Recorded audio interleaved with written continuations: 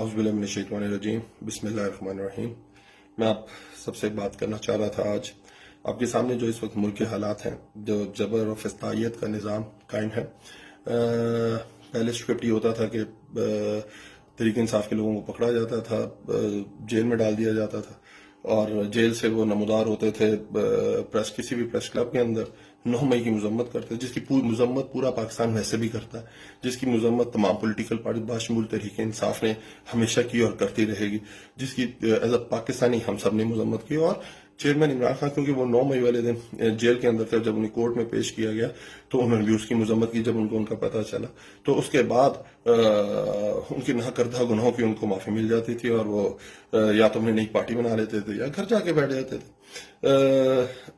اس وقت جو اب ٹرینڈ چینج ہوا ہے، طریقہ کار اسکرپٹ چینج کیا گیا ہے، اس میں اب تحریک انصاف کے لوگوں کو پکڑ کے جیل میں نہیں ڈالا جاتا، تحریک انصاف کے لوگوں کو اغوا کر لیا جاتا ہے، ابڈکٹ کر لیا جاتا ہے۔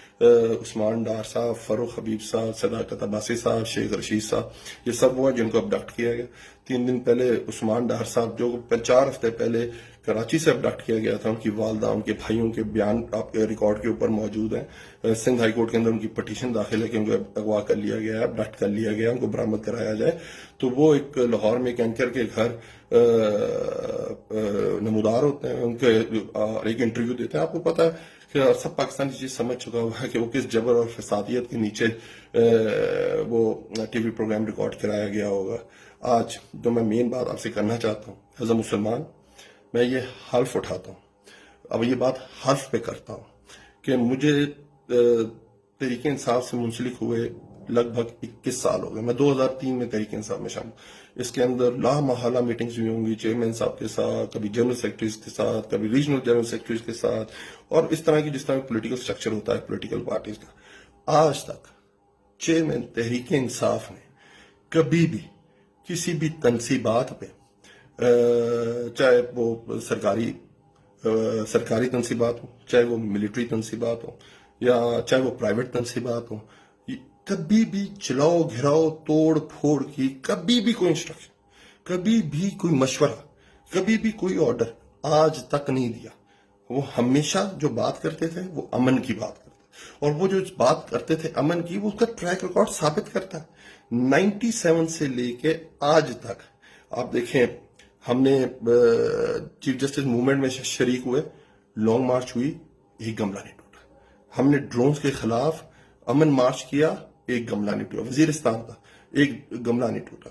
ہم نے اس کے بعد دوبارہ پاناما کے اوپر لانگ مارچ کیا، ایک گملہ نہیں ٹوٹا۔ ابھی ریسنٹلی ہم نے جو لانگ مارچ کیا تھا، اور آپ کے سامنے وہاں بڑا ایک ٹینس سچویشن آ گئی تھی، تو خان صاحب نے وہاں سے اسلام آباد سے واپس چلے گئے تھے۔ جب وہ اسلام آباد پہنچے تو وہاں سے واپس چلے گئے تھے۔ انہوں نے کہا تھا کہ ہم نے کوئی ٹکراؤ کی سیاست نہیں کرنی، ہم نے تشدد کی سیاست نہیں کرنی، ہم تحریک انصاف اور ریاستی اداروں کو آمنے سامنے کھڑا نہیں کر سکتے، اور ہمیشہ امن کی بات کرنے والی بات کی عمران خان صاحب نے۔ تو آج کے بعد، کیونکہ آپ کے سامنے جو نیا طریقہ کار آیا ہے، اس میں وہ ابڈکٹ کر لیا جاتا ہے، تو اگر مجھے ابڈکٹ کر لیا جاتا ہے اور اس کے بعد کوئی میسج آتا ہے میری طرف سے، کوئی پریس کانفرنس ہوتی ہے میری، یا میرا ٹی وی پروگرام کرایا جاتا ہے، کوئی ویڈیو میسج آتا ہے، تو آپ سمجھ جائیے گا کہ وہ ایک جبر کے نیچے ہے، ایک فسطائیت کے نیچے ہے۔ میں کل بھی تحریک انصاف میں تھا، میں آج بھی تحریک انصاف میں ہوں، میں کل بھی تحریک انصاف میں ہوں۔ ہم پاکستان کو آگے لے جانا چاہتے ہیں، ہم پاکستان کے مسائل ختم کرنا چاہتے ہیں۔ آئے مل کے ہمارا ساتھ دیں، اور انشاءاللہ تعالی وہ دن قریب ہے جب خان صاحب عزت کے ساتھ باہر آئیں گے اور ہم ایک نیا پاکستان حاصل کریں گے۔ بہت بہت